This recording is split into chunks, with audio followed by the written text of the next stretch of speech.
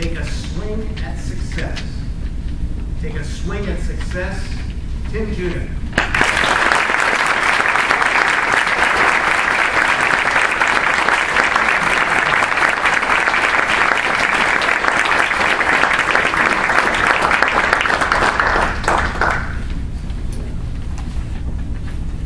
It was a warm Saturday morning in the summer, and I was watching my then 6-year-old son Joseph play Little League Baseball.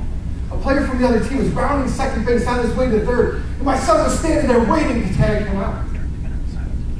I was looking through my video camera thinking, Joseph, don't tag him. Mr. Contest Master, fellow Toastmasters, and anyone who appreciates life's simple lessons, I have a special personal story to share with you. That's right, I was looking through my video camera thinking, Joseph, don't tag him. It's not that I was hoping that my son would fail at this moment. I was hoping the other little boy would succeed. The little boy's name was Andreas, and Andreas faced many challenges the other children didn't have to face that day. He was born with limitations in one arm and one leg. When he ran, he had to run sideways around the bases. You couldn't help but feel for this little boy. I wanted him to succeed.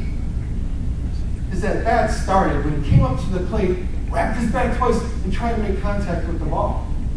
But because of his limitations, he couldn't make that contact after 5 swings. In coach pitch baseball, when that happens, they bring a tee out for the child. So they brought the tee out for Andreas. He picked up that ball, set it on the tee, whacked his bat twice, but this time, pow! The ball shot off the tee like a rocket. He began a slow, methodical run around the bases. His coach was excited. He said, Andreas, go to second. He continued to go around the bases. He said, Andreas, stop at second. So, of course, Andreas kept going. And that's where my son was waiting to tag him out. I couldn't imagine how he felt at that moment. Maybe disappointed that he let his team down by not listening to his coach and recording it out. Maybe he questioned whether he belonged on that same field as the other children. I wanted him to experience some success. What is success? The Webster's Dictionary describes success as a degree or measure of succeeding. I was never a big fan of those definitions that had the word in the definition you were trying to write. So I looked at the next entry that said, favorable or desired outcome. That could be different for each and every one of us given the same set of circumstances. Take 2 high school students, for example. Both students are taking the same final exam in the same class. Both students received 75%. The student over here was in running to be school valedictorian. That 75% to them is devastating. That cost them their opportunity to be valedictorian. The student over here wasn't your model student and struggled throughout the whole year. Worked hard to study and knew if they scored over 70%, they'd pass the class. That 75% was deemed a success. By understanding that we all have different views of success, we'll know whether we have to pick someone back up so they can attain those high standards they set for themselves in the past. Or if we can acknowledge someone for making a small change in their life for the better. Same result, 2 entirely different views of success. An inspiring thing happened after I saw Andreas get tagged out. Instead of him being sad and moping, he was smiling from ear to ear. In coach pitch baseball, the parents and coaches pitch and catch, and his dad was catching.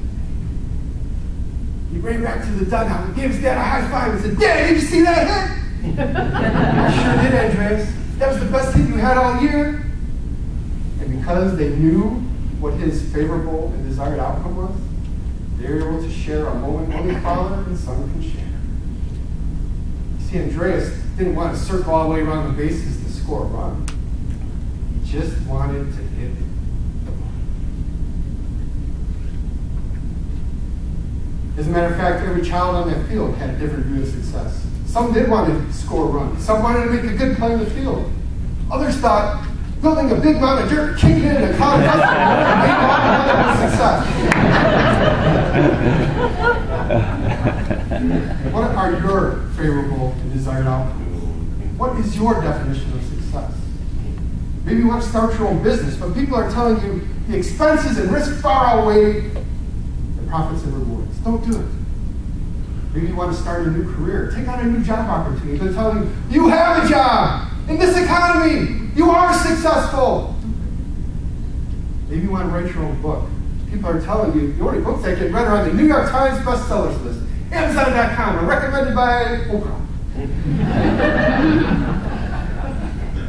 And because of that, you never step foot in the batter's box. Take a swing. You need to get out of your box and into the batter's box. Take a swing.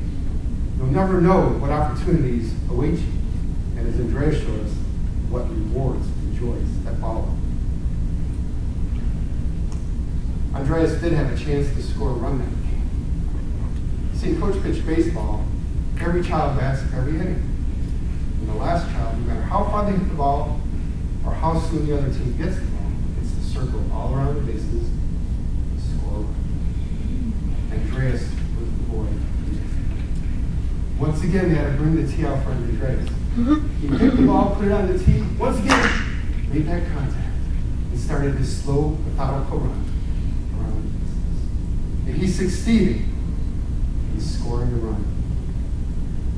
I had a sneaky suspicion he heard his coach telling him to stop at second, but him thinking, after that hit, not a chance, buddy.